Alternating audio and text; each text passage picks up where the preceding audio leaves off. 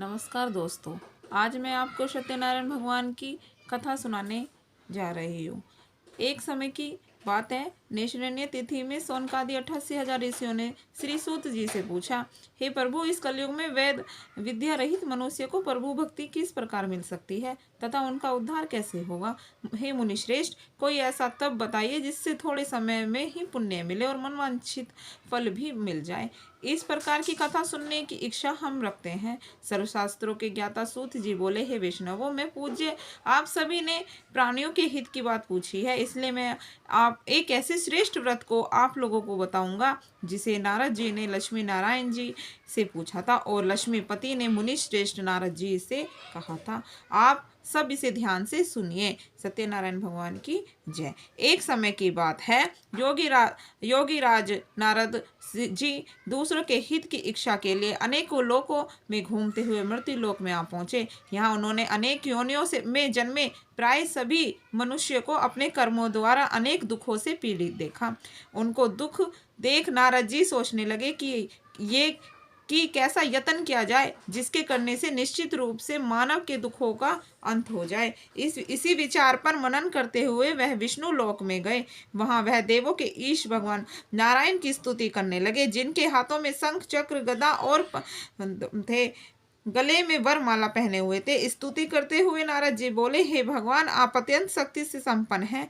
मन तथा वाणी भी आपको नहीं पा सकती है। आपका आदि मध्य तथा अंत नहीं है। निर्गुण स्वरूप सृष्टि के कारण भक्तों के दुख को दूर करने वाले आपको मेरा नमस्कार है। नारद जी की स्तुति सुन विष्णु भगवान बोले, हे मुनि श्रेष्ठ, आपके मन में क्या बात है? आप किस काम के लिए पधारे हैं, उसे निसंकोच कहो। इस पर नारद मुनि बोले कि मृत्यु लोक में अनेक योनियों में जन्मे मनुष्य अपने कर्मों के द्वारा अनेकों दुख से दुखी हो रहे हैं। हे नाथ, आप मुझ पर दया कर रखते हो तो बताइए कि मैं मनुष्य थोड़े प्रयास से ही आप अपने दुखों से कैसे छुटकारा पा सकते हैं। श्री हरि बोले, हे नारद, मनुष्य की भलाई के लिए तुमने बहुत अच्छी बात पूछी है, जिसके कारण करने से मनुष्य मोह से छूट जाता है। वह बात मैं कहता हूँ, उसे सुनो। स्वर्ग लोक व मृत्यु लोक दोनों में एक दुर्लभ उत्तम व्रत है जो पुण्य देने वाला है। आज प्रेम वश होकर मैं उसे तुमसे कहता हूँ। श्री सत्यनारायण भगवान की यह व्रत अच्छी तरह विधान पूर्वक करके मनुष्य तुरंत ही यहाँ सुख भोग कर मरने पर मोक्ष पाता है। श्री हरि के वचन सुन नारद जी बोले कि उस व्रत का फल क्या है और उसका विधान क्या है, यह व्रत किसने किया था, इस व्रत को किस दिन करना चाहिए, सभी कुछ विस्तार से बताइए। नारद जी की बात सुनकर श्री हरि बोले, दुख व शोक को दूर करने वाला यह व्रत सभी स्थानों पर विजय दिलाने वाला है।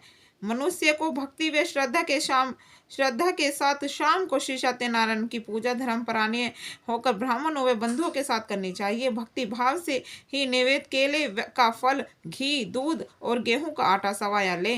गेहूं के स्थान पर साठी का आटा, शक्कर तथा गुड़ लेकर वह सभी भक्षण योग्य पदार्थों को मिलाकर भगवान का भोग लगाएं।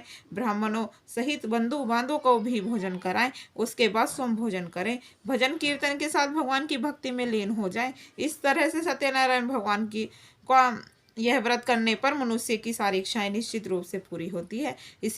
इस कलिकाल अर्थात कलयुग के मृत्युलोक में मोक्ष का यही एक सरल उपाय बताया गया है। इति श्री सत्यनारायण व्रत कथा का प्रथम अध्याय संपूर्ण होता है। श्रीमन नारायण नारायण नारायण, भजमन नारायण नारायण नारायण। श्री सत्यनारायण भगवान की जय। बोलो श्री सत्यनारायण भगवान की जय।